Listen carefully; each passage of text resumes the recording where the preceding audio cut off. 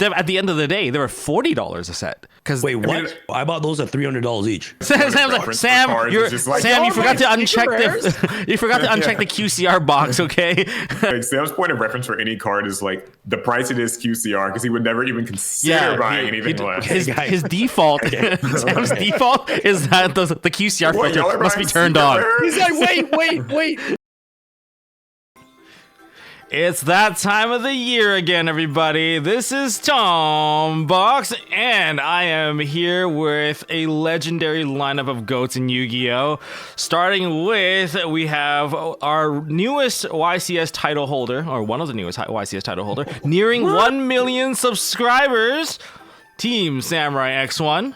Go! Thank you, guys. Congratulations on your title.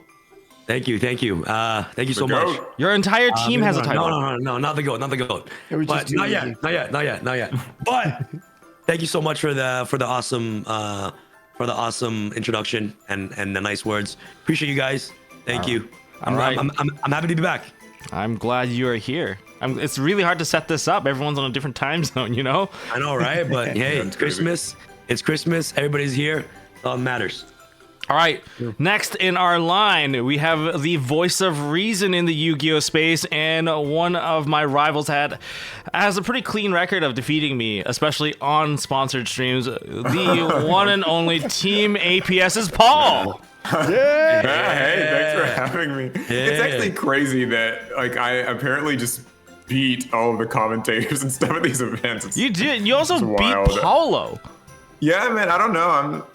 Anyway, I'm glad to be here. That good. He's just so skilled. People gotta differentiate, the content creator in a person versus the competitive player. That is also the YouTuber difference. Yeah, the YouTuber difference. And last but not least, the king of opening product, an avid fan of Edison, by the way. We have Ruxin. Hi. Woo! Pequeño Moth. Yeah. Nobody get mad at me. Love the moth, by the way. I love the background. Ruined this new product. I'm sorry, guy. I apologize for next year's review. I'm already apologizing ahead of time. I ruined Stampede. My bad. Yeah. I think it's fine. I think I was gonna compare this to Zektrike, but I think Zektrike was already in the making compared to Petite Moth, which probably wasn't in the making for sure. It definitely wasn't in the sheet to be printed. It might not have been in the pipeline. Let's just say. Yeah. Okay, so with our lineup of goats here today, of course, as our annual tradition right now, we are ranking every single 2024 TCG Yu-Gi-Oh! Product. And from, I guess, the release to where it is now, we can give our honest opinion about it. And this is the one segment that, hopefully at the end of the day, Tom Box does not get canceled along the way. And so this is our... We'll get you canceled, Tom Box. We'll work on it. We'll do our best. So, so this time it's going to be a little bit different. We do have a big lineup of product, and we have even a couple of special products along the way. But everything is in sequence, and hopefully it's a little bit easier for you guys to read. But if you guys can't read it, I will bring in the special piece that will zoom it in for you guys, so I don't have to edit it later. A slideshow with all the goodies. Yes. So we have all of our stuff here from Maze of Millennia. I forgot the Maze was the actual first set. All the way to, I guess, the last product, which I thought was Crossover Breaker, but apparently it was the Speed Duel set with the Max C. Yep. Yeah, they kind of got the first reprint of Max C. Oh, there's some funny things that you can talk about there. But you know what? I'm going to pass it over to Sam for the first product item. We have Maze of Millennia. So where would you rank this? S tier, which is God tier, A, B, C, D, and then F is the Tua coin. I just saw that. Oh, wow. I'm sorry, but that thing, I think it's the appropriate rank, okay? Because it took a nosedive, okay? It got pulling the rug errated. Wow. Okay, so just to double check. So this is when Transaction Rollback first came out, and then Thrust reprint, and this is when Bonfire first came out, right? Bonfire. Yeah. So at the beginning of the year, so obviously since the release of in 2020, whoa, bro, wait, Snake Eyes was this year? Snake Eyes. Well, it started last year. Started last year? Yeah. It more or less got good this year. Oh yes, no. Wait, when was the month that this was released? It January, was right? like January, like Yeah. end of January. Okay, so end of January. This is before YCS Vegas. So obviously, I'd have to give this set. Honestly, from a competitive standpoint, I think this set is very iconic because for the fact that Bonfire is such a impactful card, and how dominant Snake Eye was, early on in 2024. Actually, it's been dominant until actually Crossover Breakers came out. I can remember this set. This set was memorable to me because I actually hosted a giveaway of Bonfires because people were complaining how expensive Bonfires were on release, like $100 a card. Like I can't play Snake Eyes because of Bonfire, etc., etc. So honestly, from a competitive standpoint, I give this set a B. I give it a B. That's where I think the set lands. Obviously, as time goes by with the other sets that's being released later on, that it reprints Bonfire. Obviously, looking back, this set becomes like not that good. You know what I'm saying? Like no one's gonna go back like, yo, let's buy Maze of Millennia now. During its time, when it first came out, this thing was hot. So hot. It was hot. Yeah. So I give it a B. Yeah, I was gonna say, I mean, like, I just wanted to quickly point it out for some people who maybe didn't know. This was the set that introduced some like the Flame Swordsman stuff. I know like that's like kind of cool for anime people. Earthbound got support, Supreme King got support. Like, that's not maybe as like big in the competitive scene, but I know for a lot of people, like they were looking forward to those cards. And there were like some really good reprints in here too. Like besides just the three big ones, like I play Rescue Ace, and I liked like all the like Hydrant got like a reprint, Turbulence, even like those spells and traps and stuff. Sun God Unification and like Millennium Revelation, Ancient Chant, just things like that. Like I think it actually was a pretty solid set in that regard. Like some neat little things. Did they go to 4 ultras in a box in this one, or was it? No, it did not. They did not do that here. here. This was still like okay. 3. So this was before that. So that is always a negative with these. Before they had made that change, it was just. I hard agree with that. That always makes these miserable to open. I really hated these until they changed it for, I guess, the next one maybe. They definitely did it with Crossover Breakers, so it felt a lot better to open up. Huge difference. So that's kind of the negative with the old CR sets. Wait, what happened to the old CR sets? It was just like guaranteed only 4 ultras? Well, you just get 3. For the longest time, you'd only get 3 ultras. So one every boxes. 8 packs to get an ultra, and then you get one collectible every 3 boxes. So maybe you'd get a 4th. It was kind of brutal. When they added the 4th, it made it feel a lot better. You get 4, you'd maybe get a QCR. It always made it kind of miserable to open these because like you're especially in this particular one where like this isn't even like all new archetypes. Like there's like ultra rares in this set that you probably wouldn't want to get. Like, is anybody really trying to like pull Earthbound like Synchro / Fusion card and it was like an ultra? It's like it's not like Crossover Breakers where your ultras are at least going to be like all of the new archetype. Even it felt good. It felt good on that one. But like here in this, it's kind of like you're looking for transaction rollbacks and bonfires, but like you might be pulling like Photon Delta Wings and it's a little Okay. No, that's a good start. We got a lot of context of how the year kicked off. What do you guys think for B? Like, what do you guys think? You guys think? I think it makes sense. I honestly agree with it. It's B for sure for me. The only thing is, I feel like there's probably some better Bs, but like it's not a bad. I still think it is solid. It was a solid start to the year. Then we get our first core set. Core set. All right, Paul. We got. Oh, okay. We're going down. Phantom Nightmare, one of the most defining sets of the year. Yeah, this one was really, really good. So I know like Phantom Nightmare is obviously Poplar and like Promethean Princess. Those are the big, things in there. But like also this started off Yugioh. I actually remember like Low, like Voiceless Voice Low or whatever. That came out in here, and that was actually a pretty expensive secret. Funny enough, another thing I would also give this set is like it had a pretty good rarity distribution, I think. Like Low is a secret, but actually like Promethean Princess and Poplar were ultras. And that depending on why you're opening products, that could be a good or a bad thing. Like some people might prefer that those be secrets because they're like worth more. But I actually thought that it was good that they were just ultras because it made them pretty pullable. And I think that's like that's a thing in a set's favor is like when some of the good cards are like a mixture. And then obviously like this defined the year of the best deck. Like this defined Snake Eye. So I don't know if there's anything that's like obviously going to be like an S tier, but I would say that this is at least like top of A for me. People could argue for S if they wanted to, but I think it's definitely A. I think this set kind of defined how people reacted to the next few core sets. I think it changed the perspective of their outlook. Our previous years were pretty secret heavy. And now they're distributing the highly competitive cards down the line. And it also caused a bit of a reaction later on. So, yeah, the year definitely kicked off really strong. In terms of competitive play and reprints, it was already really solid just from the first month. I mean, how do you guys feel about, like, the good competitive cards being, like, Ultra versus maybe being secret? Like, is that good, bad? Like, I think it's great. I'm indifferent. I'm it's indifferent. better to open for sure, I think, Yeah. because then you're not just pulling for the super rare stuff. You have the options of the secrets and the ultras can give you something exciting. So your box can have not just 2 good hits, it can have up to 6. You know, you got a bunch of ultras that are good, you got secrets that are good, you got collector rares, quarter centuries, whatever it is. So I like it. I liked how they did it with that. I think it was an interesting setup towards eventually starting to distribute the rarity, kind of similar to OCG, because that's what we're going to be seeing moving on in terms of like the side sets. That's what we're starting to see, like bits and pieces of it. All right, next one, we have a reprint product. Roxon, this is not the Battle of Legend that you're known for, but it is still nonetheless a Battle of Legend product. This is Battle of Legend Chapter 1. What is that? This is one like of the those little reprint, box ones. It compilation reprinted ones. a couple of the Battle of Legends sets. Usually I hate these, though I really don't like the way they're set up. I think it's cool that they Same. have the little die in there, which is kind of nice. But Does this one have do a you die in think it? The two, Yeah. I don't know. They usually do, but the 2 packs is a little bit rough. You don't really feel like you get a lot. You get the promo, which I think they did a pretty good job picking some of those. Like Absolute Zero is a cool secret rare for Edison.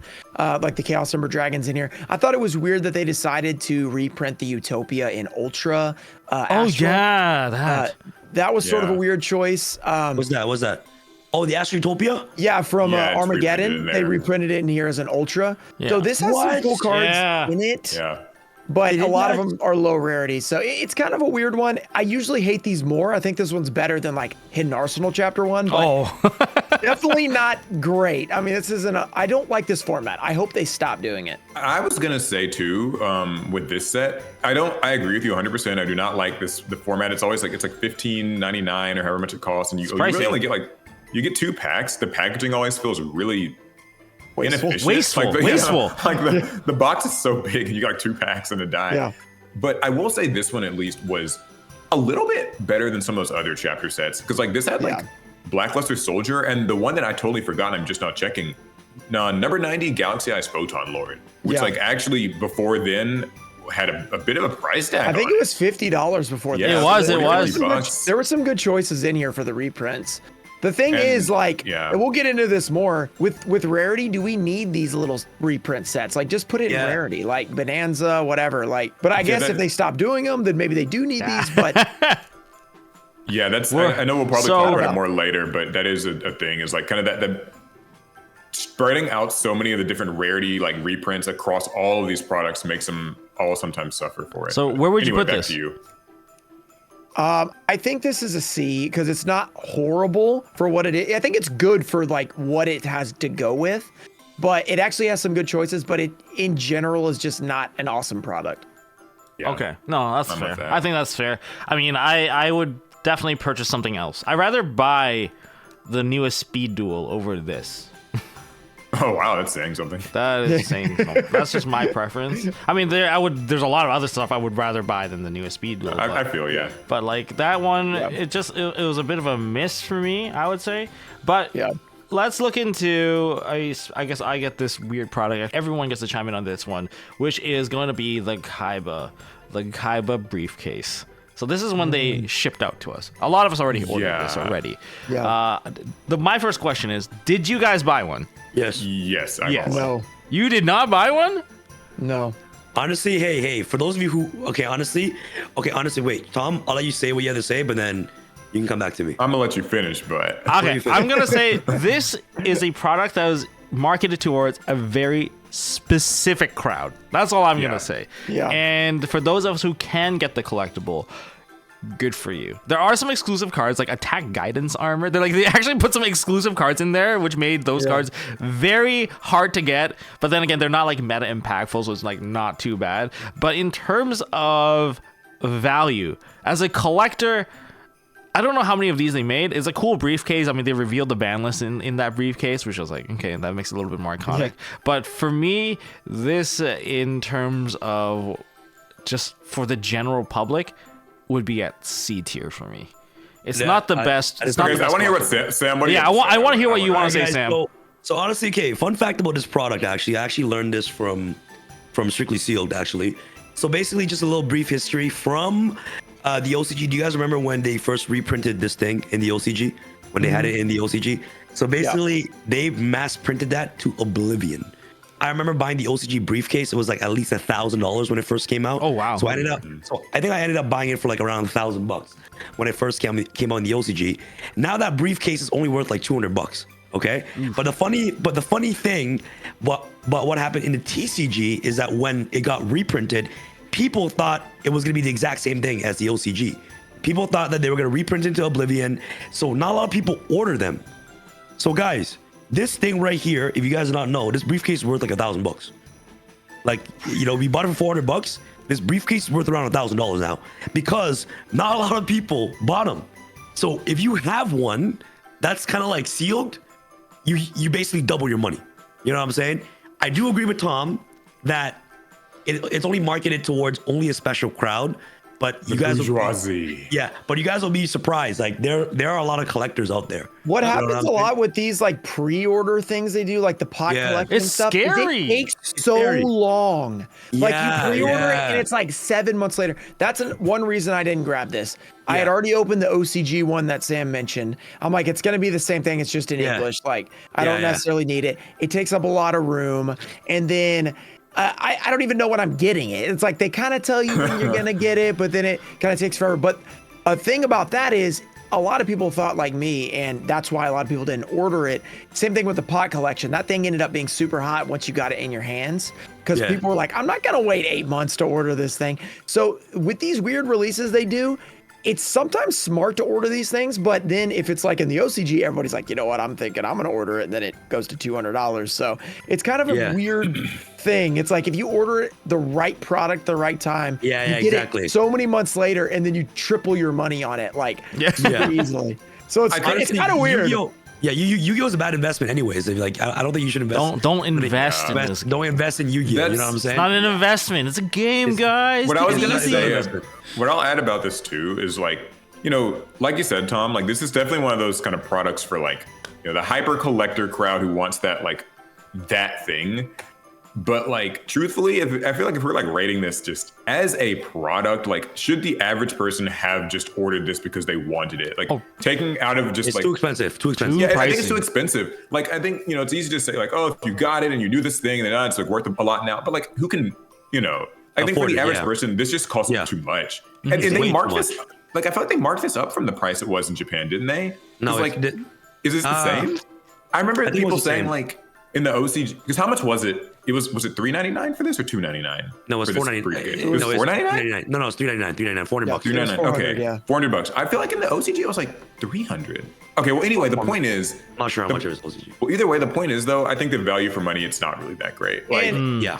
Yeah. just like for the I average. guess They're There's a cool DDS factor. blue eyes. They're DDS. You guys, do you guys ever cool have factor. like tins just laying around? You have way too many extra tins. Yeah, You know, like like, garbage. like empty tins. This Recycle. is like it's like a giant version of Empty that. tin, You have this yeah. huge briefcase. It's like this looks cool, but like if I don't have it in my display, it's just taking up so much room. And I'm like, what am I doing with this It's thing? also funny because like it walks this weird line of like it advertises, yeah, you can like store a bunch of cards and stuff in here. But it's not practical. Would you actually do that? That's not practical at all. Like, It's not practical. Yeah. Kaiba would. So Yeah. Sure, yeah. So, Honestly, as a collectible piece, to have a piece of Yu-Gi-Oh history, 100%, it's nice to have. You know, if you're an adamant collector. But to the general public, I felt like it was a bit too expensive. You know, obviously Agreed. now since I bought it, you know, like I bought multiples, so obviously like the value of those went up. I'm not even gonna sell it, but it's just literally sitting in my storage for fun. Yeah. it's not going anywhere. You know, Yeah, I other get than you. that, like I not going do anywhere agree. unless got you. somebody I makes got you. him an offer after this video. Hit him up. I mean, the entirety of MST all got one. We all decided that, you know what, Kenny's like, we should just all order this just to treat ourselves to something.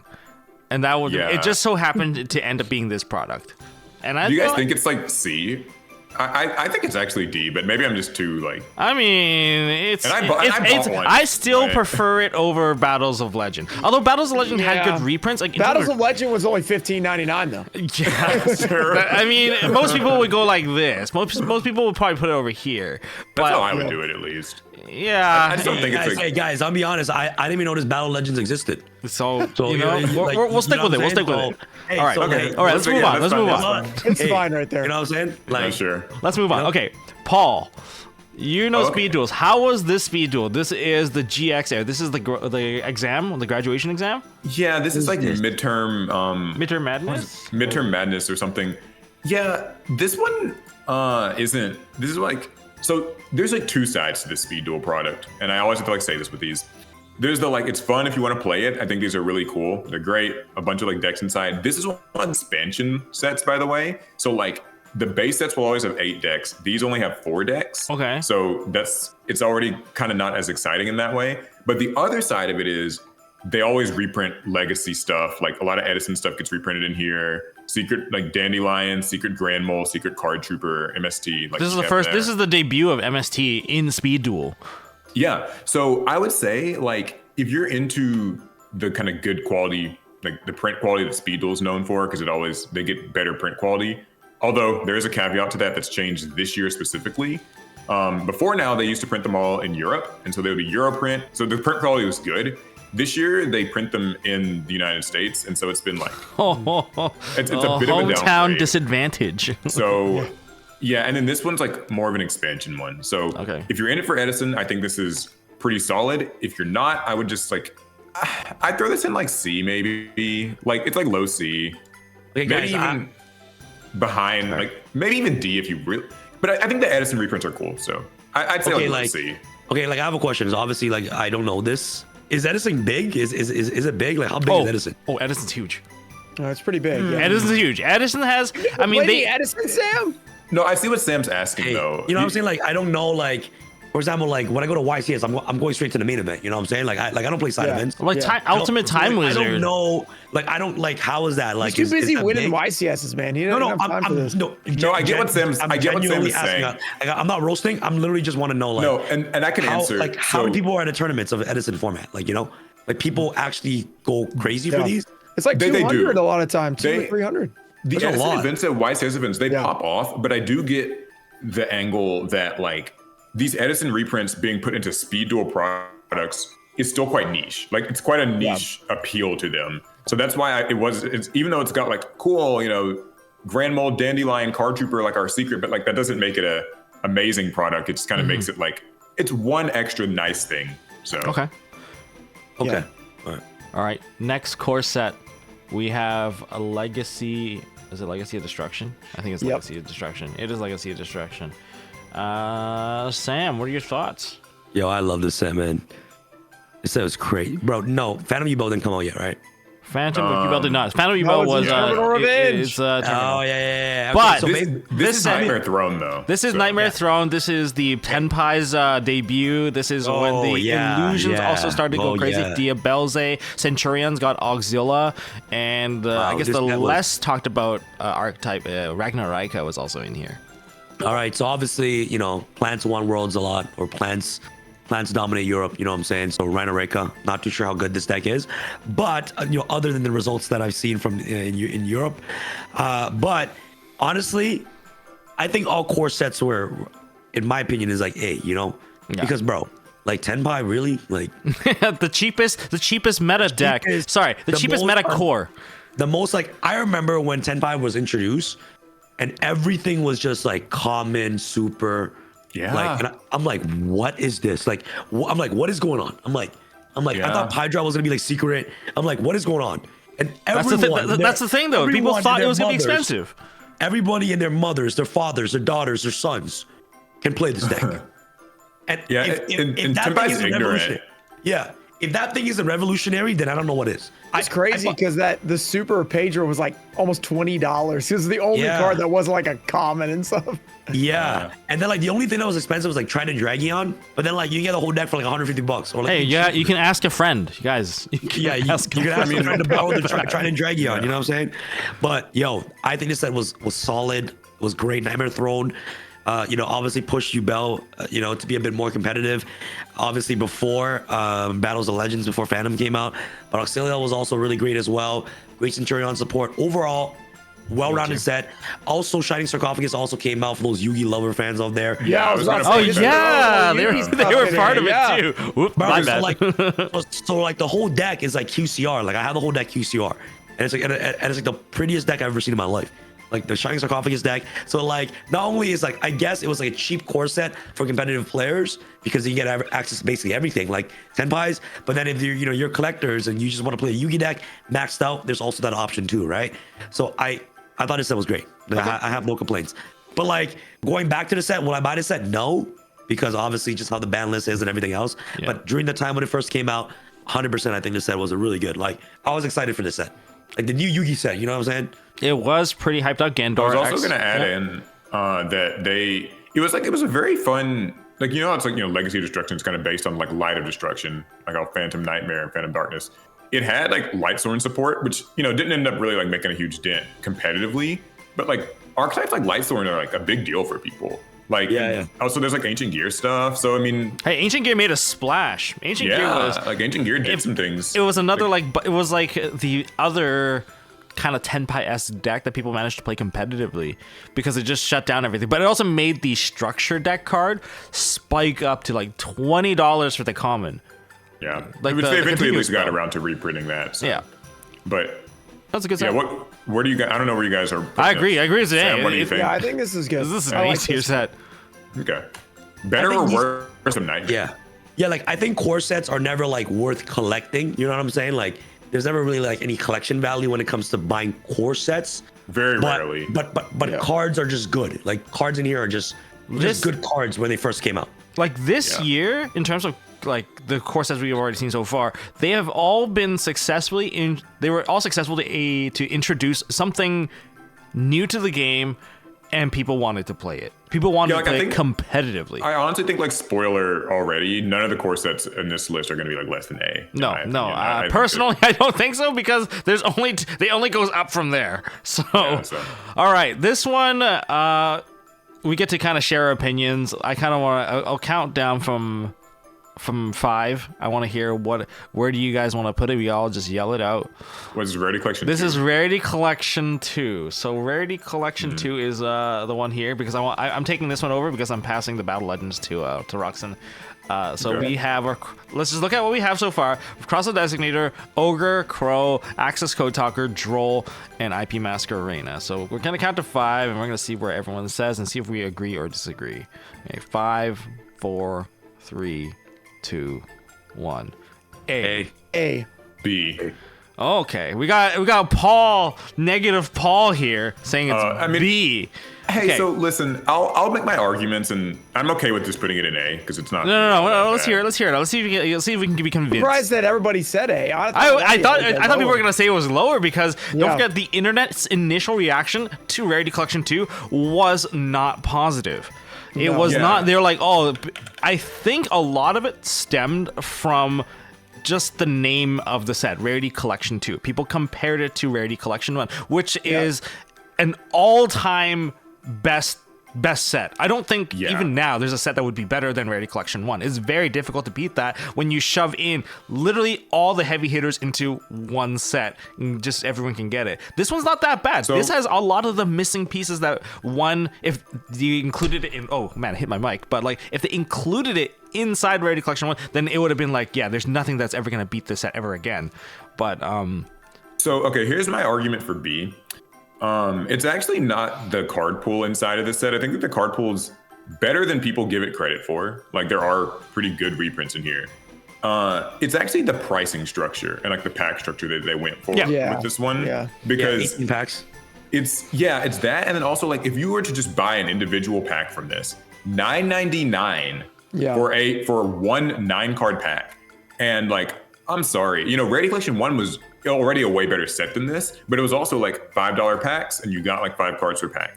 This is like, you know, $9.99 pack, you get 9 cards in a set that's already kind of like not as good. Like you can open this and end up like pulling like Pearly stuff like that, where you're just kind of like, it's too specific. And like that is, I really do think like, so I don't sweat the little differences in card pack prices most of the time. Like if it's like $3.99, $4.99, it's called all the same. But $9.99 is like, that's asking for. That's like 2 packs. That's like different. That's like this is the price of more than 2 packs, and I just don't think that there was a very good structure for the product. That's my reason for putting it in B, because like, you know, I know for a lot of people, they just look at like the set list. It's like, oh, there are good things. Like I think getting crossout designators in here was actually a pretty good thing to have, and like access code, IP, lots of neat stuff. But it's just like, man, these are Walmart like dust collectors. You will see these at these Walmarts and they don't sell, and people look at that price and they're like, what the hell? Well, like this is those 3 card packs for $30. It's like $30 for 30 packs. It is. Exactly. It is really pricey. The price is like, high. Whoa. And again, like if you're from the perspective of like you're a YouTuber, you like open just a bunch of it, so you're just focused on what you pulled. But like this is hard to sell, and like card shop owners kind of don't like it because the price of it's down. Like overall, like it from beginning, it hasn't really come back up from what I've seen. Imagine this scenario. Sorry, last thing. Imagine this scenario, right? You're a card shop owner. You know, you bought a bunch of Rarity Collection 1, sold like hotcakes. You're happy. Your local scene is thriving. Players are, you know, they're buying this off the shelves. It's great. And so then Konami quickly announces Rarity Collection 2, and you're like, oh, well, 1 was good. Might as well like invest a bunch of cases of Rarity Collection 2 to sell. Then it comes out, and like the price structure comes out, the card list comes out. It's a good set, but certainly not like, you know, Star Power set. And then it's $9.99 per pack. I think that was huge. That's my main reason for giving it B. Like, it's just, I did not like that. I hope they never go back to that. I think they already learned their lesson. Yeah, I'm pretty sure they did, Bonanza. especially with with Bonanza. Well, that's kind of. I can't give it an A for that reason, because I think it's pretty awful. Like that's awful. I'm kind of like I kind of want to put it at the very top of B. Like the very top of B, just the whole pricing structure thing. Because usually at locals we win or whatever, we distribute the pricing, you know, for top players, whatnot. When Rarity Collection 1 was available, I always just swapped to Rarity Collection 1. I could not do that for Rarity Collection 2 because I always had to toss in more money to get that upgrade. It's and it was like it was such a minor thing that I never really thought about it. But now that I'm thinking about it, I was like, yeah, I always had to like chip in like an additional $4 to get my pack upgraded. I want like you get 3 packs. Like, can I get them all as Rarity 2? Or you're gonna have to add $5 to each of these, and then you can get them. Like, you have. I'm okay with top of B tier. It's the very top. If you received it as a gift, you won't feel bad about it at all because the content is good. It's the pricing model that really price is rude. That just kind of messed up. And it's like what 18 packs. 18 packs. It felt like the old duelist packs, the old ones. Yeah, I remember what you're talking about. Yeah, those are weird. I'd say like top of B. I think it's fine. It's very top. That price isn't it. So next one here, Ruxin, this is yours. This is Terminal Revenge: Battles of Legend. Terminal Revenge, what a set.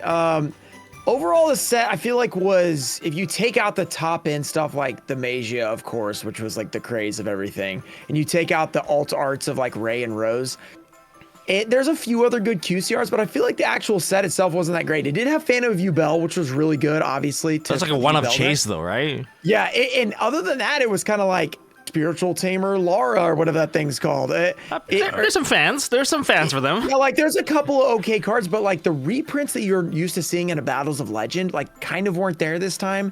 It felt a little bit more lacking. It was kind of like I'm opening this to get a $1,000 card that has blue eyes on it, which is, you know, what I did for a very long time. But the overall set contents, I thought it was kind of one of the worst sets of the year. I mean, if I had to pick. Yeah. Low key, I agree. Honestly, yeah, I agree.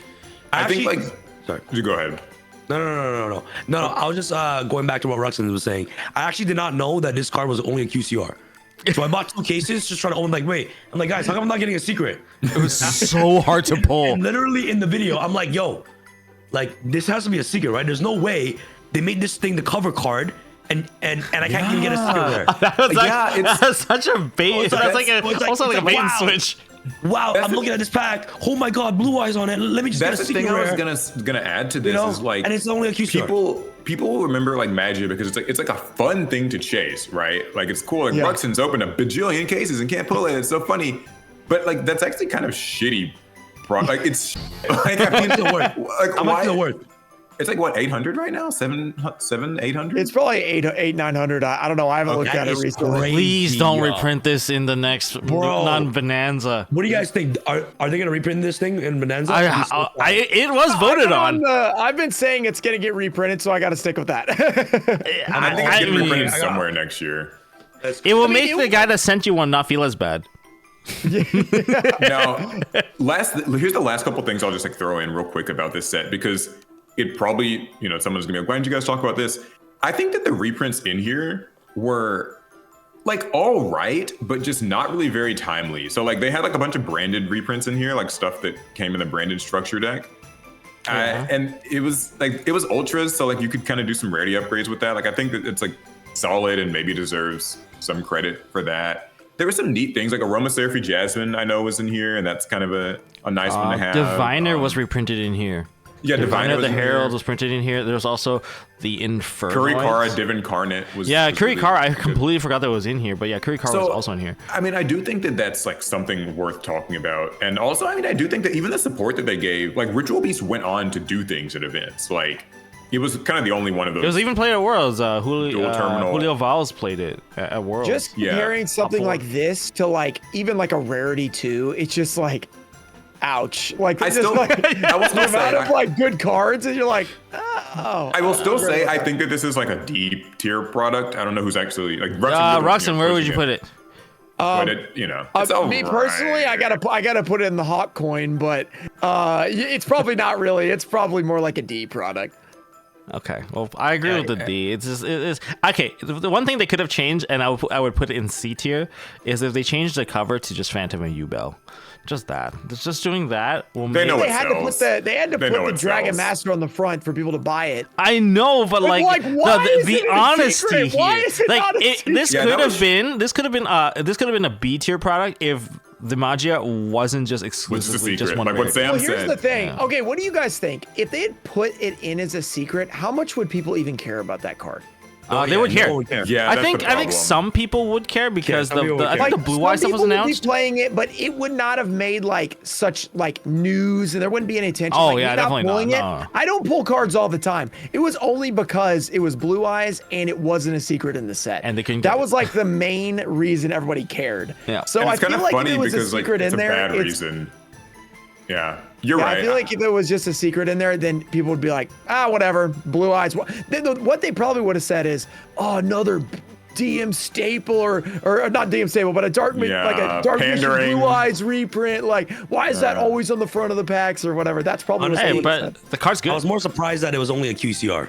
Yeah. No, that was crazy. crazy. Like it Yeah. made sense why people cared about that. I mean, Yeah. wasn't there also like the Ray?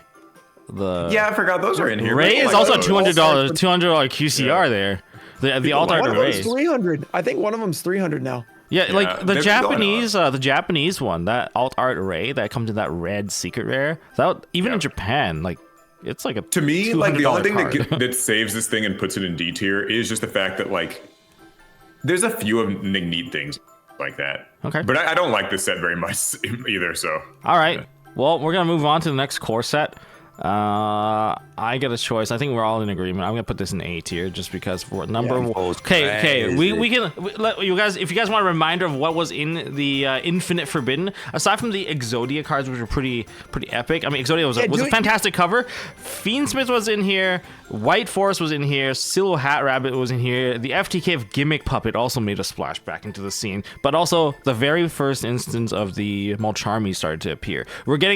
But this is where the printing starts to shift a little bit. When it comes to the rarity, we're going Kind of back towards secrets again. exactly. We're going super secret heavy, and that's where people started to kind of have a little bit of a whiplash effect, because earlier in the year things were so cheap. Like things were in the ultra rare, people were going common. We got one to the next from Phantom of Yubel to Legacy of Destruction. They were not really high rarity stuff if you want to play competitive, and then they all of a sudden everything that you want to play competitive back to secret rare tier. Like, Yeah. aside from like Genroku, but Genroku is like, oh, for those guys that never really bought a single ultra rare from Legacy of Destruction because they were playing Tenpai. But like when you get to this particular point where you get the Fiend Smith, where you had Tract, you had Engraver, you had Requiem, 3 secret rares just on its own. Like on release. And also that Molcharmi. The Molcharmi. The Molcharmi was actually really cheap when it came out. Yeah. Like relatively cheap. Like I think it was like $30. Yeah, it was $30. It was $30. And I remembered picking up a set from the vendors at NAWCQ. They were at the end of the day, they were $40 a set. Wait, what? Yeah. Bro, I bought those at $300 each. No, not QCR. Oh, okay. No, but like the regular. But no, right now they're 80. I love how like Sam's like Sam's like, Sam, you forgot to uncheck you forgot to uncheck the QCR box, okay? That filter should not be on for the regular person. Like Sam's point of reference for any card is like the price it is QCR because he would never even consider buying anything less. His default, Sam's default is that the QCR filter must be turned on. He's like, wait. Magia wasn't printed. They print secret rares of the QCR? Yeah, I thought they only just came in QCR. I must have misheard you earlier. But yeah, this is a really good set. I just buy cards to play, okay? I promise. I actually don't even sell a single card. Guys, if you guys look at my collection, I've had like Wanted QCR, Diabellstar QCRs, everything QCRs. And even when they had their peak, I never sold. Literally, these cards just sit in my collection, just like dusting. You know what I'm saying? Can I don't sell cards. Pardon? That is one of the weirdest things about buying like high rarity Yu-Gi-Oh cards. If you play them like Sam, you buy all these new quarter centuries and they cost a bunch of money because they're new.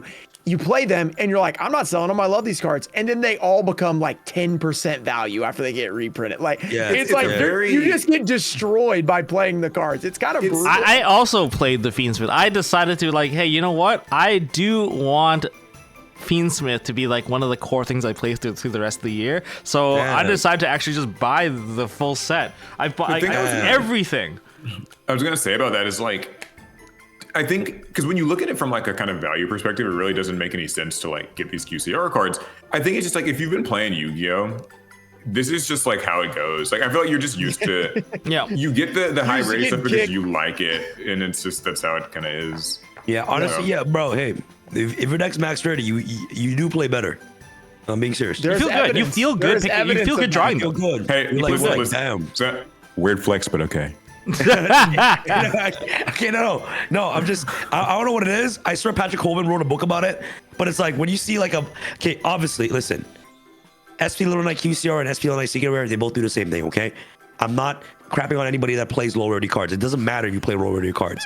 But to me personally, I like Paul said, I've been playing Yu-Gi-Oh for so long that it's just like a regular, like for example, when a set comes out, the first thing I do is I message Pac, yo Pac, I need a max rarity Rise Your Core or I can't play it. Got it. I need a highest rarity Malice Roar or I can't play it. So Pac gets me the highest rarity Malice Core and the Rise Your Core. And guess what? I ended up buying the Rise Your Core. The max rarity when it first came out, $1,500. I'm not even playing the deck. It's just sitting there. It's just sitting in the corner doing nothing. You know what I'm saying? I'm not even playing Rizzo. But it's just like, I don't know what it is. Maybe I'm just programmed to just be like, yo, I need to play. I mean, I think like max rarity is a drug. Effectively, it is. Like, it is. It fires off in your brain. Your endorphins are going wild. Like, oh, this feels so good. But anyway, we got like way off. No, it's A tier. It's A tier. It's A tier. But it did cause whiplash. It caused whiplash for sure in terms of like the general public. Okay, question real quick though. Where does it go in A tier? Like, are we? I would put it in terms of competitive viableness. I think it's the best one. It's honestly, you know why? Because Snake Eyes was so like iconic when Fiend Smith came out. Oh, it broke it even further.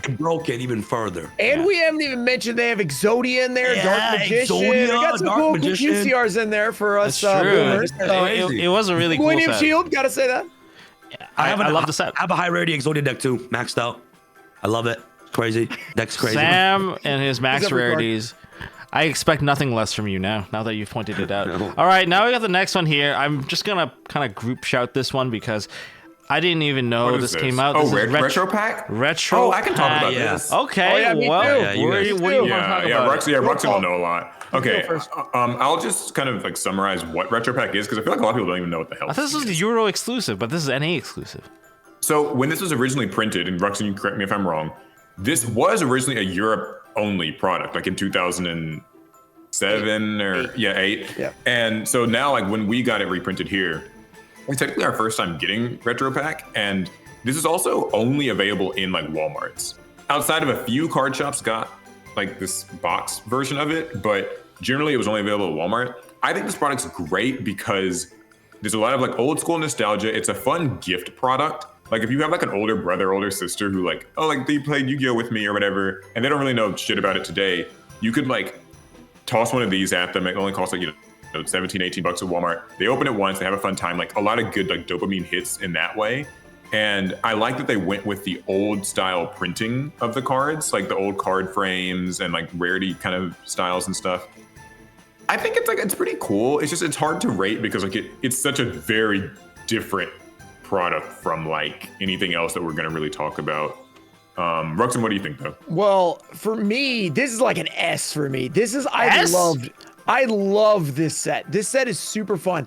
Every time you open it, it is an absolute blast. And if you've ever played Yu-Gi-Oh, ever watched Yu-Gi-Oh, it's all that nostalgia, just boom, boom, boom. It's basically the Legendary Collection game boards if you just condensed it into only cards that you know. That's what I was gonna say too. Is like it's so how they released like LOB and Spell World and all that shit last year. Like those are cool and fun to open, but the problem with them is they've got vanillas that have like 1100. Yeah, they take all junk. that They have crap junk in out. there, right? And everything there's like Sengan, like all this cool stuff. With this, exactly, they shave off all of the fat, where it's like you don't have to worry about pulling these awful equip spells, and like you're just pulling stuff you remember from your childhood. Yeah, like you could. So it's a nostalgia bomb. And Red Eyes, Blue Eyes, Dark Magician. Nostalgia bomb. It is very ideal. Red Eyes, Blue Eyes, Dark Magician, Relinquished, like Exodia. Exodia, the Blue Cyber Eyes Harpy. they put into the set. It didn't used to be pullable. It was a promo, so you can pull a limited edition card out of the pack, which is like a cool little Easter egg. Does it still say limited edition? It still says limited edition. Oh wow! They doubled the pull rates, so it's actually really easy to pull. Which like you might be like, that's weird, but it's not really about the value of these cards. It's really about just opening and hitting cards. That's what I was gonna say about this product. This product is so good because like you buy. So this is $17.99 at Walmart, right? Oh, and you get 4 packs. Okay. And already that's like a hell of a lot better than Battles of Legend Chapter 1 and like Rarity Collection 2, where they're like charging you a bajillion dollars. And you will get like 3 foils out of 4 packs regularly. A lot of times you can hit 4. You usually hit at least 2. It's fun. The normal ratio I think is 50%. So you usually get at least 2. You'll get at least unlucky, 2. But this set is it's really fun. And I did a little me and Rhyme Style did like an opening and a duel with them. You can even do like little sealed kind of stuff. Alec and I were doing that all day long. Yeah, this is like a ton of fun. Like I really like this set. And I know like it's not competitive at all. It doesn't even have that much GOAT format relevance. There's a few cards in there. But it's just like if you want a fun Yu-Gi-Oh opening experience, this is my #1 pack of the year. Bonanza, of course, we'll get there, but like this is up there for just I buy 1 pack and I want to have fun and I want to remember something. There's no way you open the pack without seeing at least 3 cards that you remember. Like, it's awesome. I can 1,000,000% vouch for it. As if you are just kind of a old school Yu-Gi-Oh person, I think this is S tier. Okay. I know that's a hard one to say just because like you both say it's S tier, so I guess it's S tier. I can't really say anything because I didn't open it. I know that like for a lot of people they're like more concerned with like, okay, does this product have like good reprints? Does it have good stuff for like the game today? But this is like operating outside of like the power system. It is its own really cool thing. Okay. When this came out, like every video I did on this was getting like a ridiculous amount of views. And I'm like, people love this set. Like it's crazy. Like people are so into it. Everybody was like, oh, we got to get more retro back. You got to do more retro back. I'm like, I've already opened a bunch of it. Like, no, more. You need more. Yeah, like, it's more for Ruxin. More. Okay. And like, it was always fun. I never got tired of it. Like, it's really good. And every time I go to Walmart now and I see some, I just pick up a few more for like in a few years down the line. I think this set's going to be incredible. I think it's going to be one of them. Okay. It's gonna be They could re-wave it, of course, but like if they don't, this is gonna be like, you know how they would repackage those LB blisters and stuff? This would be like that, like even better, because you're repackaging just all that awesomeness. I wonder if they're gonna do Retro Pack 2 next year, honestly. Like that would be another hot set, wouldn't it? The only reason I'm not sure about that is because Retro Pack 2 was originally NA. Yeah, that's why I was kind of curious. So but that's kind of what maybe Europe will get Retro Pack 2. Yeah, but if they do that, then we probably will get it repackaged, because that's what happened with Light Destruction. We ended up with those special editions anyway, even though it was Europe only. But by the way, I don't know if you have Light Destruction on here. Do you? Light. Because that did like. That was around this time as well, right? Yeah, they were. Yeah. I think it was right before this. I mean, you can like just Photoshop it in when you edit or whatever. Okay. More work for you. No. No, it's funny. I'm gonna go from like, I have so much great stuff to say about Retro Pack 1, like reprinted. Light Destruction, not as much good stuff to say about it. It's You can pull Ghost on us again, all over again. Listen, don't get distracted by that stuff, because here's the thing with that. Those pull rates on that stuff is so low. Like these products suck. Why it wasn't as good. And I think Paul hit on it while he was talking about Retro Pack. Is the Retro Pack cut all the fat. Light Destruction's the same exact set.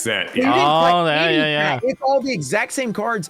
And then it's same pull rates. They didn't up the pull rates or anything. Ghost is 1 in 288 or whatever. Oh my god. You're not getting the Ghost share. And then if you even look at it, it doesn't really look that good compared to the original. It doesn't. It doesn't. And the oldies have a super weird look to them. I kind of like them, honestly, but a lot of people are like, gross. I don't like them. Here's another weird thing about it too, is like, I guess they were doing it because like Light Sworns got support in Legacy Destruction, so like here's your chance to get your Light Sworns again. But the thing is, the Light Sworns got reprinted in Battles of Legend chapter 1. They got foil boosted already. And there would be not much reason, like you could argue, well, I want to buy Light Destruction and maybe get like Ulti Lilas, or not Ulti, or like, Ultra Lilas and stuff like that. Yeah. But like, it's just, they're so hard to pull. Like I bought this set and I bought several of them. I'm just opening them. I'm just like, yeah, you get like maybe a foil per box, like maybe. And they're just not, it's just not good. It's also, unlike Retro Pack, they don't even use the old printing style. So like, it's just, you don't get the nostalgia. It kind of sucks. If they had used the old printing style, I think it would have had a different feel to it. But using the new ultis and the new Ghost, it's super strange. Like I just felt really weird about the whole release. I was like, why are we releasing this? Because none of this needs a reprint except Substitute, which is going to get 3 more reprints in a row after this. So it doesn't even matter. And before anyone asks, I'm just going to save you from the people in the comments who are going to, you missed this too. They reprinted that Realm of Light structure deck as well alongside this. Yeah. No fanfare. They didn't really talk that much. I didn't even hear about it, so it's not. Well, that's what here. We got instead of Light of Destruction. We got the Realm of Light structure deck. Yeah, and actually, hold on. Is that the only structure deck of the year? Mm-hmm. Yeah, I think so. Yeah. And we can save everybody a whole bunch of trouble. I'll make your editing easy. Throw them both in the Hawk Tua coin tier because I do not like these products. Like I think that they're honestly both just garbage. I just don't know why they reprinted them. I don't think that they're good. Okay, no, that was an easy one for me to edit in. Or if I don't edit in, I'll edit in at the end where it truly belongs. Yeah, I mean, I just don't like them. Maybe someone could argue for higher, but it won't be me. In like 4 or 5 years, the Light of Destruction box would be like, oh, this is cool. I can open Light of Destruction for like not $1 million. But like right now, it's kind of like, all right, no big deal. Okay. Yep. Next one, we got a special product. We have the envelope. So anyone... they kind of went back on where you could win them at your own OTSs, I believe, on this one. You had the celebration event, and the winner gets the envelope. This one is more about card choice more than anything because they always fetch a decent price. But this one, of course, not being like the ones that you can only get in cards. Japan. What was this? Japan was like what was the one in Japan? It was Dark Magician Girl and Magical Cylinder. That was like last year. That was last year. That was last year. What are these? This is Doom Caliber Knight, and the Swords of Revealing Light. So you got one iconic Yugi card, and you have and a historically kind of iconic. And card, one was a pretty popular stun deck card that was like a prize only from SJC. But for me personally, card choice wise, not the biggest fan of it. In terms of value, is also like not the highest, but considering that in terms of how everyone had access to it, I'm gonna put it at the lowest of be. A quick question for this. So was this like you go to your OTS and kind of like just enter the tournament and you get it, or you have to like win the tournament? You have to win the tournament to get it. Okay. Did you guys win one? No. Did you try to win one, Sam? Did you even know that it existed? No, I did, but I lost in the finals. But yeah, you got to win to get it, right? Did you did you buy But one in terms later of like at the all? price, Or? No, honestly, bro, I felt like these just didn't become special anymore. Because, bro, every OTS store had them, and they had it for both Saturday. They had it for both Saturday and Sunday. So imagine every OTS having 2 each. So like this thing is like, it just doesn't become like, to me, like I actually didn't know that. You know what I'm saying? Like, I didn't know they just had so many of these, and the cards weren't as cool. You know, They it's weren't. not DMG. It's not Magical Cylinder. I find these kind of awkward too, because it's like, and maybe I'm thinking too hard about this, but like this is just like a thing that's supposed to be like, okay, you went to Worlds and you got the envelope. I think that, like Sam says, like once you're just like throwing it at these OTS stores, it's like, well, I guess it's cool still. But like they did it before with the whole first one, like the Dark Magician and Blue Eyes, the very first one. The first one. Okay, I don't remember that. That was a couple years back. That was still really cool, but it's Blue Eyes as Dark Magician. No, but they never had that locals though. Mine was at locals. No, I think I remember them doing something this is the first one at locals. No, mine was 100% at locals. Really? Because I remember that like we had this huge tournament to deal with it, and like I don't know, people were like being really, really sweaty about it too. I mean, and like, so, but then again, the cards were much more iconic too. Like the last couple. I think they should just be like stuff that you get for going to Worlds. But I mean, it's nice, but I think it's fair because they're random as hell. Like it's like I wish the Worlds format would last the entire month. If they lasted the entire month, it would actually give like more purpose for the Worlds. Like every time these happen at my locals, nobody even knows what the ban list is. Or like some people just what is this? Some people just play regular lists. I know of some locals that just play regular lists. They don't even like. I don't want. You guys don't have to worry about the Worlds list. We'll just play regular lists and like, we'll just deal from there. But the whole purpose was like you would kind of join in onto like the Worlds format. But if they really want to kick it off the correct way to do something like this, where this prizing would make a lot more sense and actually play a Worlds list, you do it for the entire month. You do it for this 1 month. You play a special ban list, and there's different prizings per week, and then you have this final tournament at the end where you can actually kind of and like they need to do this. They need to do this thing before Worlds actually happens. Yeah. So that there's actually more hype towards you watching Worlds because you kind of experience the format. When you go into like a foreign format, you just look at it like kind of from like a spectator perspective. Like, yeah, I'm not really gonna play it, but I guess it's kind of cool to look at it. But if you got to experience first, now you've got a little bit more of the emotional investment. Like I played this format. Oh, I won this thing with it too, and I want to see what those pros at Worlds are doing. Like those Worlds contenders. What are they doing? And like maybe the Worlds contender is playing the same deck I'm playing right now. It gives you that more of that connection to really play out Worlds a little bit better. It's a hard. I'm just gonna be honest. I think it's like a hard one to rank. So wherever you decide to, I think at the end of B is fine because it's nice that they're inclusive to letting people kind of join in on some of like the Worlds items. I think they can't get rid of it, but they can't really boost it to like some crazy level. So it did its job, I would say. Next, we have a very fun product. Oh boy! We have the tins. The tins. So where does this go? To a tins. Why? Why? Why? So I gotta say why. Okay, I don't even know who's ranking this. Can we all just rank it together? Sure, yeah, it's F. After they decided to push out Bonanza, why did we release this product? I'm like, terrible. There are some like, okay, when we first got the tins, it didn't feel as bad as post Bonanza. Like it aged so poorly. These aged terribly. They're awful. These tins look so bad, man. Like what happened since 2019? And they just forgot to make tins.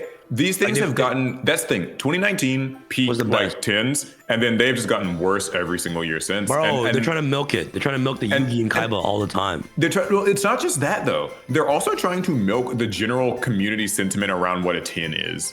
Like, they know that when in 2019, people love the tins. They love them, like, do you remember 2014 when they the mega tins? And that was like the first time they were doing like the huge reprints, people like that. They know that like inherently within the casual sphere and the budget sphere, whatever, that people like tins. They get excited for the tins every year. What's going to be in the tins? The tins.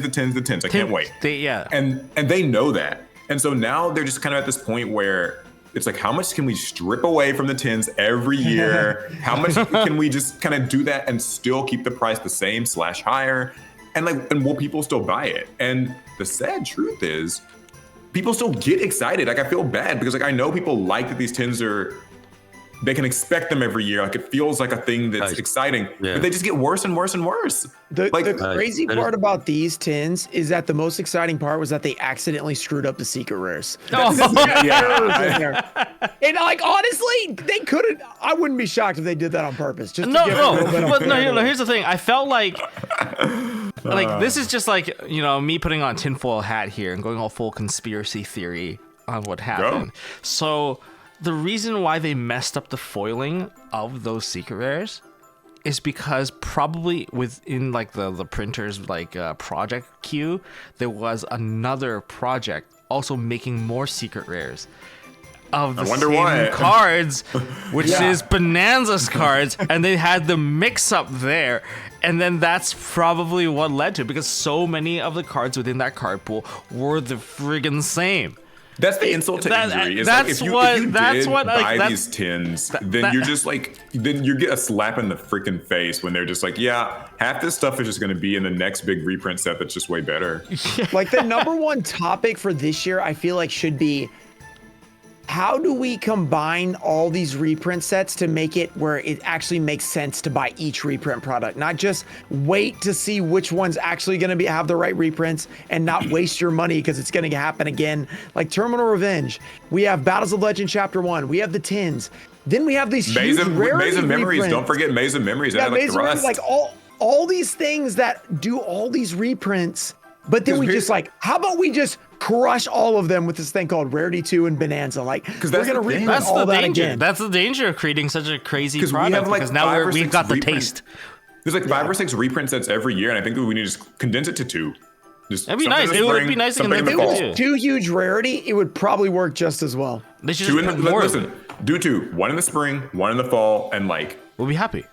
And we can be happy. 100 to 125 cards each or something, where they all get all the rarities or whatever. I do seriously wonder though, what are they going to do with these tins? Because each year they get the reception's worse. They pulled the promos out. It's 3 packs for $21.99. It's very gross. They got to figure something out. The only good cards that were in the reprint, one Chaos Angel. Dispater. Because I guess I did really like the Raigeki. I thought the Raigeki came QCR, but then when I learned that it didn't, I was I think so those should sad. have been promos. I think those should have been promos. Yes. No Speaking of promos, these. they should. For tins, to fix the tins, give them the promos and apply Rarity Collection logic to it.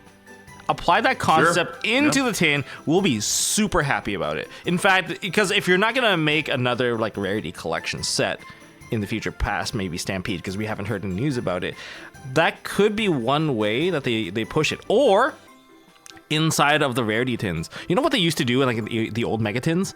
They give you previous packs. Right, they gave you the previous packs. Oh yeah. Include some Rarity Collection-esque pack in there with it, a different product that's in there, because they kind of experimented already with it with Bonanza, where we have 2 card pools. You have the main competitive card pool, and then we have the nostalgia pool. So instead of having a card pool, you just have a separate pack that's slightly different in there.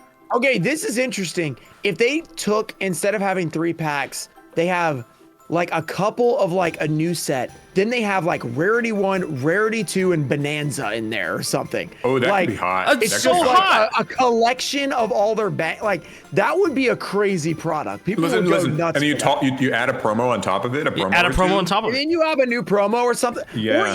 Or even just have a set that's all promos. It's 20 promos of certain reprints that people need that aren't gonna get stamped on by another print.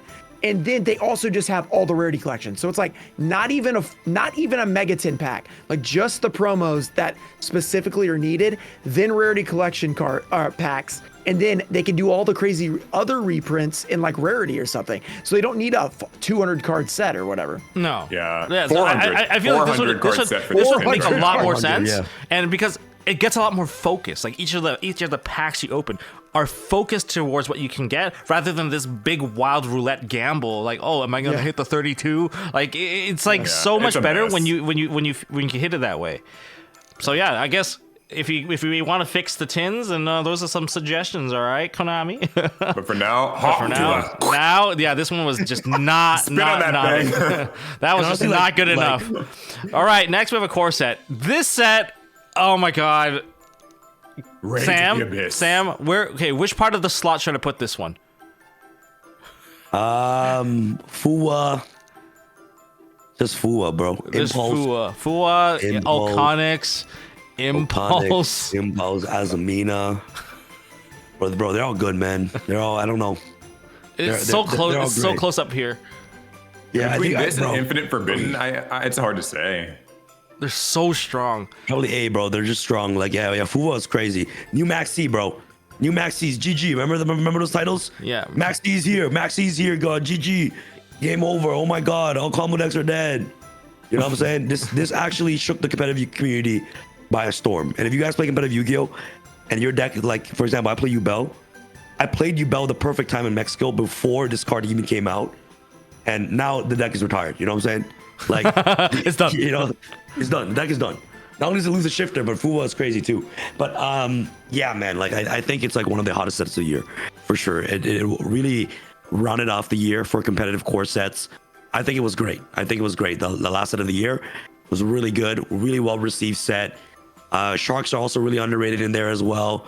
Pretty cool, you know, shark decks for, you know, casual shark fans. Mermails. Mermails are also in there. Like, yo, like it's all hot. A lot of like hot, very hot set. I do like it. Yeah, it's good. Nice. A tier. A. Nothing else. Just like really short and sweet. Nope, that's good. That's good enough for me. Yeah. Nothing, I don't have anything. Yeah, I have nothing to add to that. You kind of have it all covered. It is very, very strong. And lots of fan favorites in there too. All right, next we have the surprise big set of the year. This set was good. Bonanza. All right, let's do the thing again. We're gonna count down from 3, and we're all gonna shout out where this one belongs. So 3, 2, 1, S. Everyone's giving some thought here. I'm the only calling S. Wow, y'all don't like this, huh? Hey guys, I'll be honest with the amount of reprints that we get per year, it like later on for sets that, you know, like later on that we get these sets, it becomes less exciting. Okay. You know what I'm saying? It just becomes like, I don't know. Yeah. I'm gonna say that it's probably S, but like I'd really just say like the top of A or like high up in A. I could put it and for no other reason than what Sam said actually. Like it's unironically. Okay. Yeah, go ahead. So the reason why this set is so bad is because the tins came out before it. You know what I'm saying? If they just eliminated a tin and it just made Bonanza would have been freaking crazy. And actually, like, I got into a fight in my comment section with this. Like when I was opening Bonanza, I'm when I was opening Bonanza, I was like, every card I bought, I'm like, why? Like, I swear this was in the tin already. Like, why? Like, it did feel repetitive. I agree. It felt super repetitive. Nothing wrong with reprint sets. I love reprint sets. I'm all for reprints.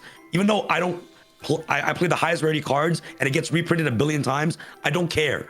You know what I'm saying? I'm glad that people have access to as much, you know, reprinted cards as much as possible. I'm really happy that people have access to cards. But it's just like, bro, like, it's just too much, you know? What do you guys think? I'm kind of in a similar boat. I do think this is a great set. It probably just, we can keep it simple and just put it in S, and I'd be okay with that. I'm not gonna like fight that it's an S tier product. However, I do think that when we compare this to like Rarity Collection 1, I know it's not like a fair comparison, but no, it has to be done because it's such a similar product. Same family.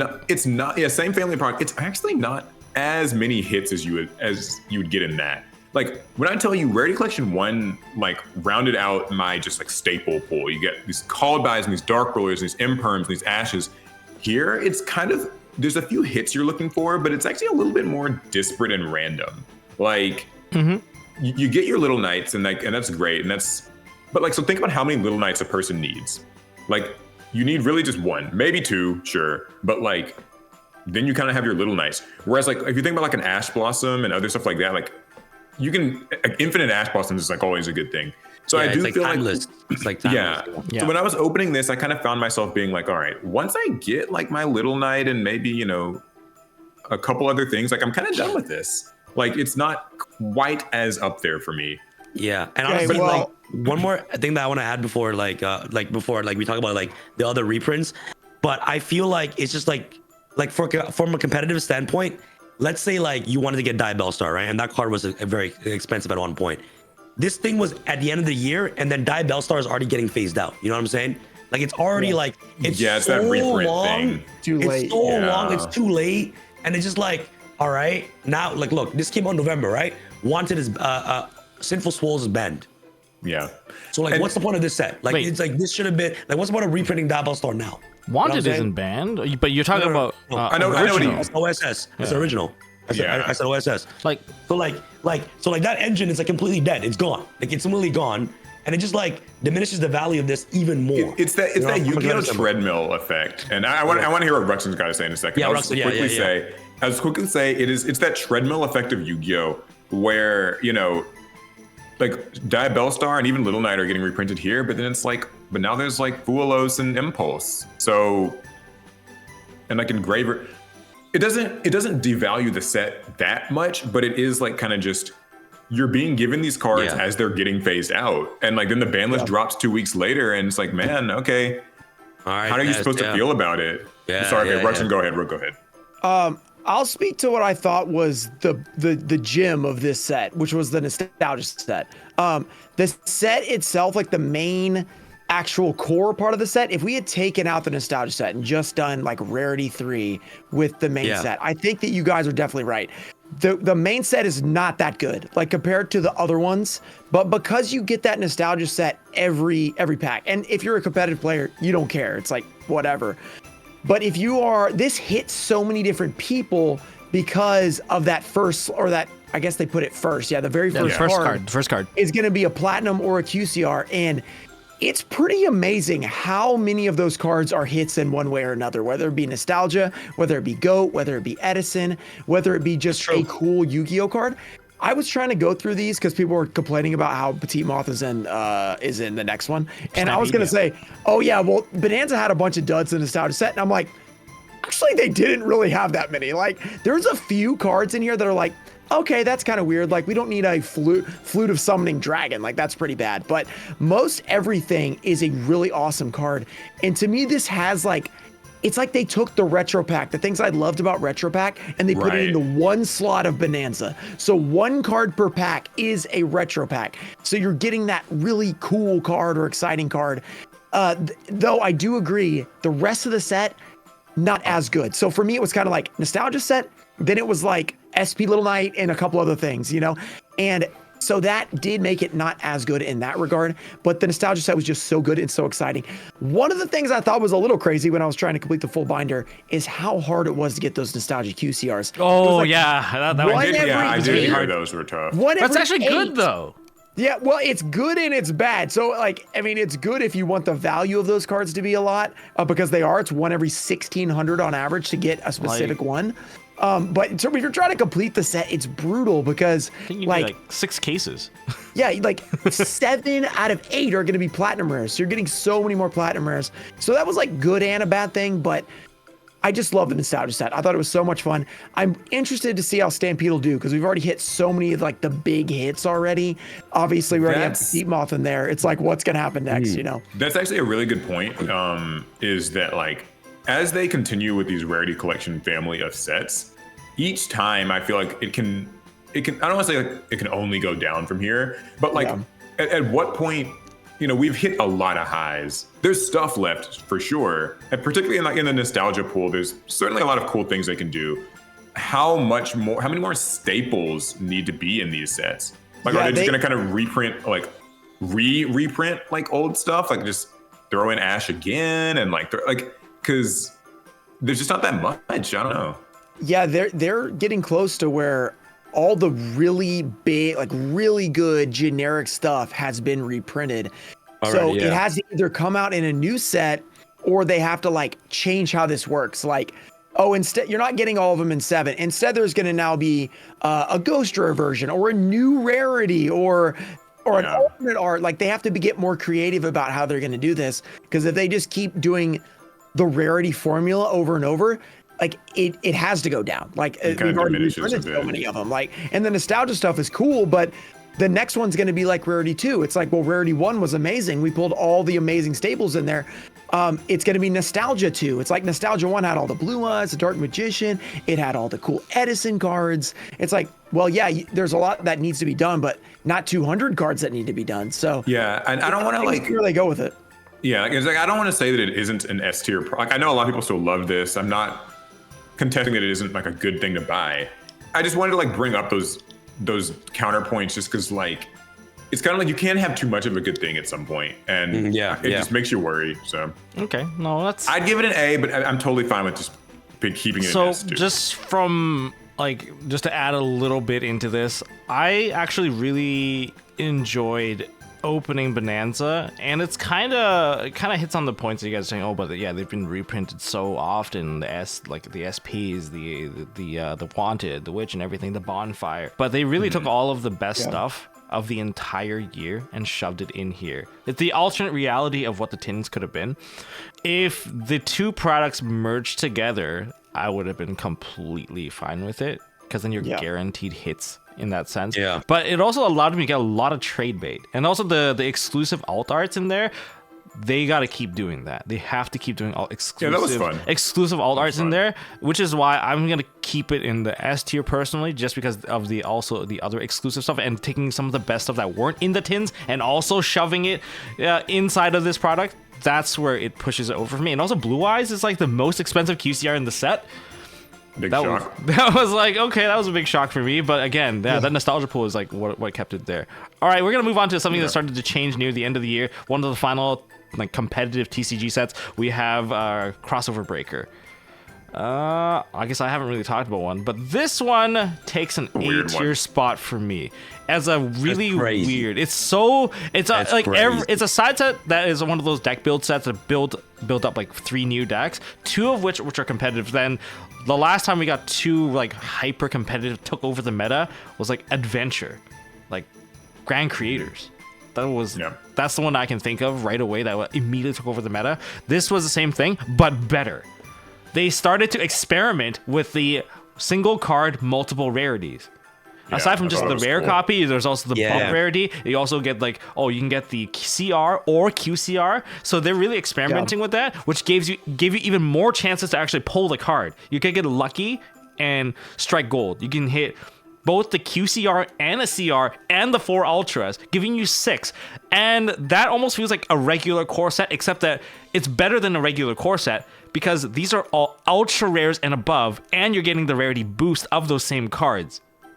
So that's... I'm gonna reiterate what Ruxin said earlier, like way back at the beginning. This was when they started doing 4 Ultras per box instead of 3. Yep. And that one change alone, I think...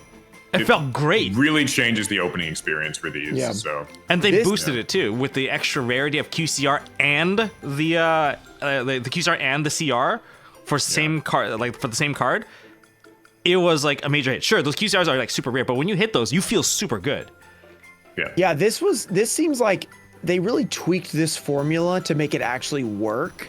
Because people are always complaining about these, like, oh, I have to open so many packs, like, to get the full set. Why would I even do it? It actually feels like you could open like 3 boxes and get the deck. You can. Like, it's proven. Pretty You can. close. You can. Pretty close. Yeah, the ratios are really good. Like, you will get the cards that you want, even though they're in high rarity, like most of the time, which is pretty cool for like what this like deck building kind of set is. It feels like it actually worked.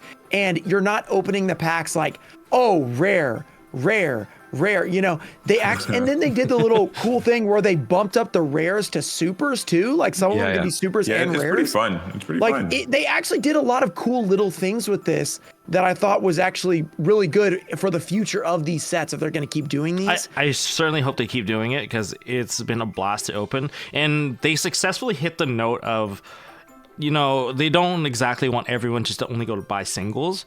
This is a product where I completed the set using sealed and using sealed only, and I sold off the extra stuff to get the remaining cards. I actually did trade. I traded with people to get the last little bit, because all of the 9 out of 10 ultras, you would have been successful in doing that trade, because it's like, oh, it's the Malice cards, it's the Ryziel cards. They were easy to trade with each other.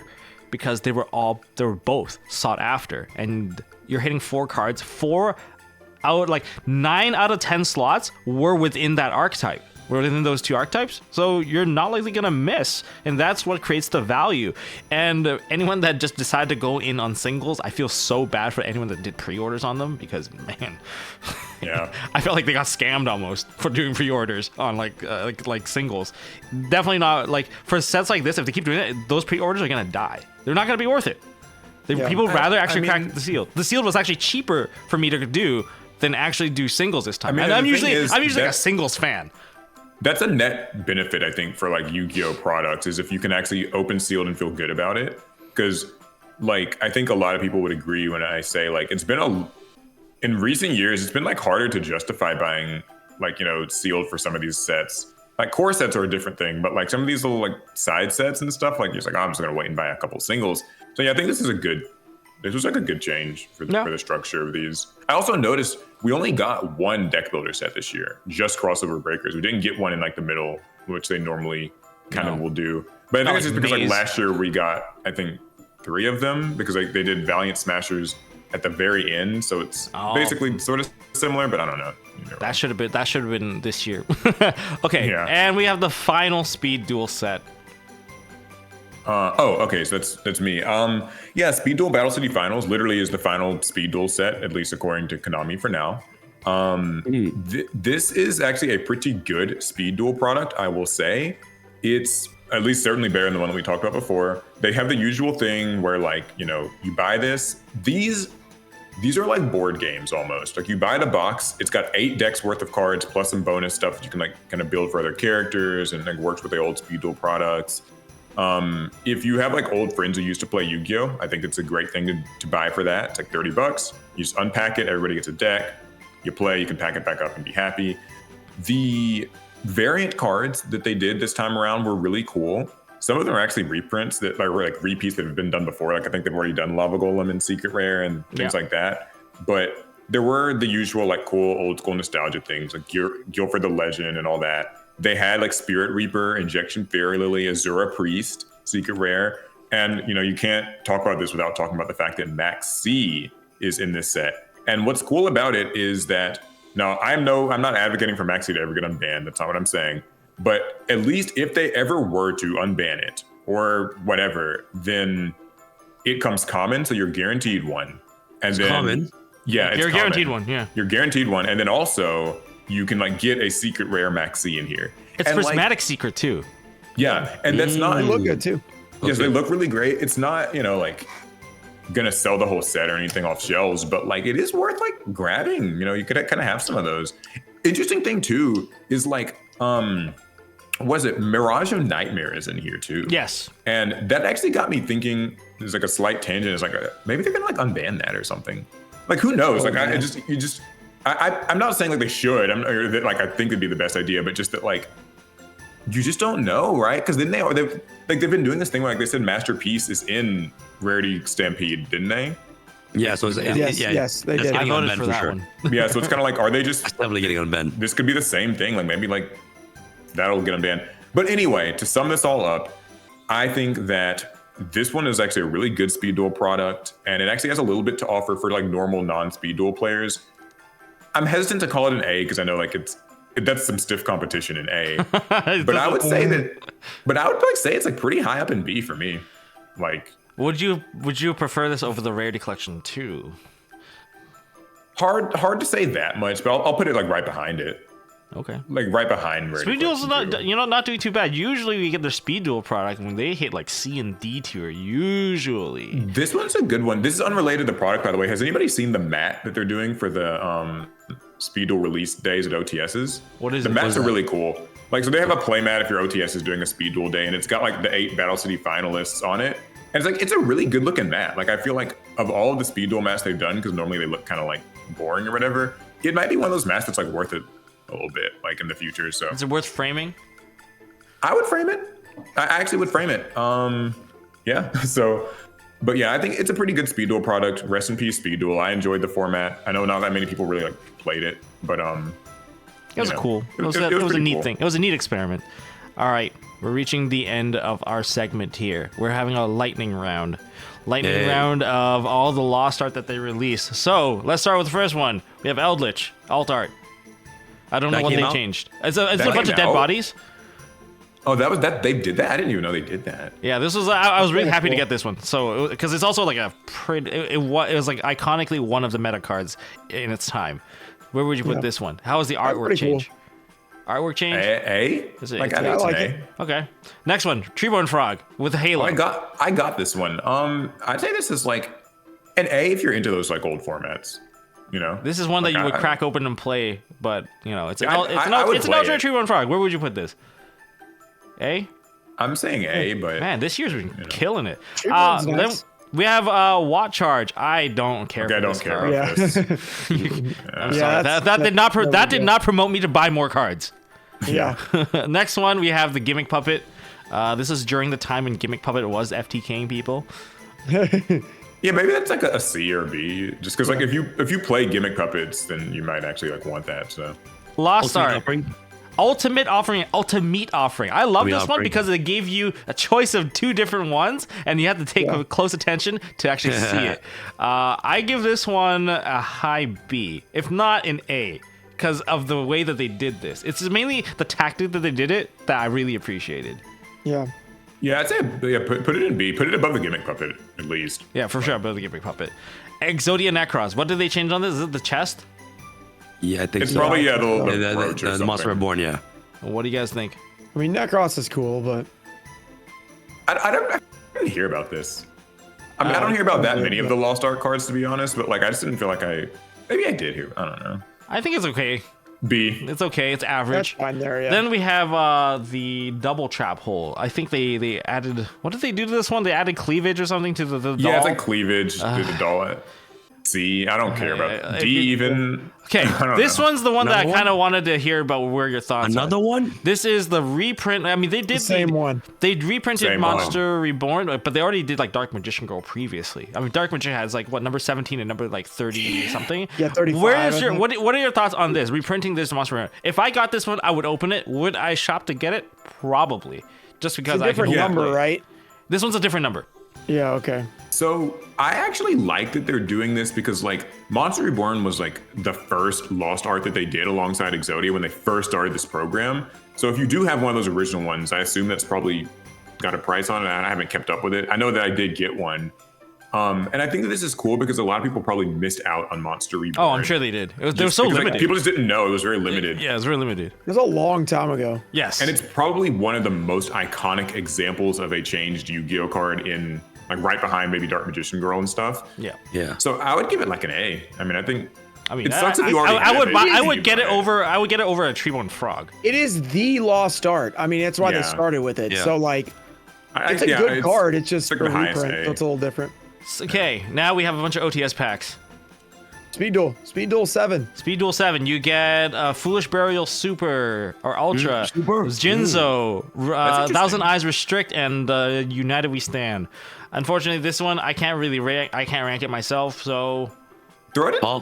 Put that in. So put that in like C or even B. Like they're not. I don't even think they're gonna do any more of these Speed Duel OTS Yeah, things. it's So the end there might one. actually be some value in like the final. having some of those. Yeah. I don't know. Okay, no, that's fair. I'd say like C. Okay, first OTS pack of the season of 2024. This is number What was in 24. this? is Harpy's Feather Duster, Rock of the Vanquisher, and Chaos Angel. Oh, that's an A, no? That's so crazy good. pack. Chaos That's Angel. a crazy pack. Chaos Yeah, Angel although- and Feather Duster automatically made it Feather feel was really pretty good. nice, actually. Really Feather nice. Duster was solid. I was surprised Feather Duster didn't have a higher price. I remember it not. Vanquisher was like $5 or something. Yeah, Rocket Vanquisher was like The other $5, cards $10. in there, Kodal, Cornfield Kodal for the Chimera Boys, and there's also This was the best. Shavara. Probably one of the best ones. But Shavara's it's an Shavara A. Super. It's an A tier. Next one, just so that people can see it. This is what we had to work with here. It was nice. The next one is Solid. going to be Exodia's Head, ass. Ash, and Diviner. This was hot because it also had Arvada and you Siphon's Gear serious? Delta. I guess B. But bro, but isn't it Exodia Head is like $5? They've been reprinting that Exodia. Yeah, it didn't look too. good. It didn't look It good. looked terrible, right? It was only the edges. It itself was common. It was Yeah. everything around it. It made no sense. I was like, yeah. man, you really whiffed on this one. I also think like Diviner was. I know like why they were probably picking Diviner because they may have thought that like Voiceless was gonna be like a better deck than it really kind of ended up being. I don't think this one's amazing. It's mainly the Snake Eye Ash. When people wanted the 3 copies of the Ulti Ashes, that was the one time. Oh yeah, wait, Ash is in there. Ashes in that was the Ash pack. Okay, I guess it's a B then. It's like it's okay, but then like the next one isn't even that bad either, because the next one we're looking at is the final one that's still currently going on, I think, which This is one's the good. hand. Okay. Okay, of course the Phantom of Yubel was the most. That one was the most polarizing ulti. It was so ulti that the only thing not ulti about it was the hand. The head. Yeah, that was funny. And then we have Low and we have Diabel. Dude, it was like they did Exodia and they're like, we didn't put any ulti last time. Let's just put it all on Yubel this time. Yeah, they're gonna quote it a hit. So that one, forgot I was to like, put it you on know last what? Personally, I'm a fan because I just like having more altiness onto it. Like I have the beginning of the end card, It's but definitely it a was double unique-looking printed. card. Put it in B, I guess. The Because like supers, Moon of the Close Heaven, Sangan Summoning. It's hard to Slightly really like limited. get riled up about these OTS packs. There's like 12 cards in them, so it's like So where are we putting this? We're putting this B? Okay. Yeah, it's all right. So why If don't anybody we... has ulti lows, I'm looking for those. Oh, so you do want something there. But okay, let's think. So the overview of this year actually has been pretty solid overall in terms of like, promo products and like sealed products. Like the only biggest failure would be Light of Destruction and the Realm of Light structure deck. Yeah, those are just, I don't get and the them either. tin probably aged so poorly. Because of Bonanza. I mean, Bonanza could have been down here, but then if the tins didn't exist, Bonanza 100% would be like probably the highest high in S tier. But because it existed, it dampened the impact that it could have had. But overall, core sets have been banging. We did feel a little bit of sets rocked whiplash this year. We like 100% felt whiplash in terms of like, this year is going to be the year that they're going to release low rarity competitive decks, and then near the end of the year, everything went back to the switcheroo. Yeah, the switcheroo. But like the thing is, I didn't mind getting Rhoda packs for my tournament winning they're entry good or the entry winnings. packs, I did for not sure. mind them because like getting them at like pulling a 4 loss at the end of the day, I could have went like X and 4 or whatever. But then if you pull 4 loss, you feel like you won the tournament. yeah. Like you. I mean, $130 secret you can pull is nice. Very solid, yeah. It just gave everyone a bit of a chance, especially when stores want to push their product out anyway. So it felt good in that sense, and like pulling another super rare from like a low rarity, I don't know. It's just everyone has a different opinion when it comes to these things. Rarity collections, they could probably rework on a little bit. I think they should work on it and just mix it in with the tins, because these products, they're going to kind of cannibalize on each other's impact. Yeah. It's just how it is. But this year's been really interesting because we got ourselves, I think this looks like almost like a finger gun. Doesn't it? Does it not look like this? I mean, good stuff on improving from last year, that's for sure. What's your favorite product of the year, guys? Crossover breakers for me. Probably Bonanza and Retro Pack, which Retro are the Pack top for two, me, so yeah. makes sense. I would be on Crossover Breaker, and Crossover Breaker for me. I think it just felt so good opening it. It's rare that I get a chance to open sealed and complete decks. And that's feel such good a with it. rare feeling where I don't have to go on some website and just go, oh yeah, I need to get it off TCG Player. I need to go get it off of like Face to Face or whatever Canadian site I'm using. I was like a little hard on some of these products this time, but I do think that as a general whole, like this year was a big improvement over last year Yu-Gi-Oh! Like I remember like 2023 Yu-Gi-Oh! There was like some doom and gloom, like card shops like we're not stocking Yu-Gi-Oh! Anymore. Like these products are awful. Soul Burning Volcano, Duelist Nexus. They really for the most part, they've turned things around. They've really fixed things. They deserve to be commended for that. I think these sets are all very solid. And honestly, I don't even consider Light of Destruction and that other thing to even be sets released this year. It's just random it was weird a reprint from 2008, re-releases. so It's ruining the average. It's like the guy that you don't include in your test score so that your school has a higher average. Those are mere outliers.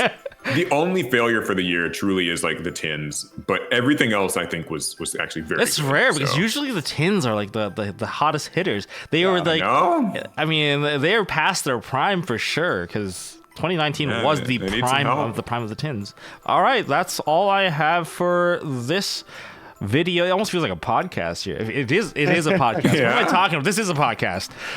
So once again, I would like to thank all of our guests here. We have Sam, Team Samurai X1. Thank you for having me again. No, thanks for joining in.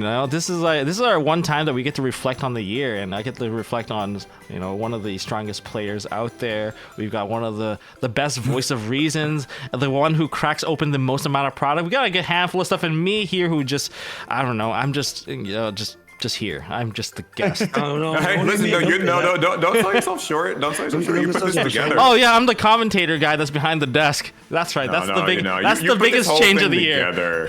You put this whole thing together. No, you're the goat. You really are. Like, who else is doing? Who else is like getting the four of us and setting this all up? It's fun. Exactly. No, I appreciate you guys for joining in. Of course, don't forget about Ruxin, the king of opening packs. I think I almost left you out. Cameo Moth.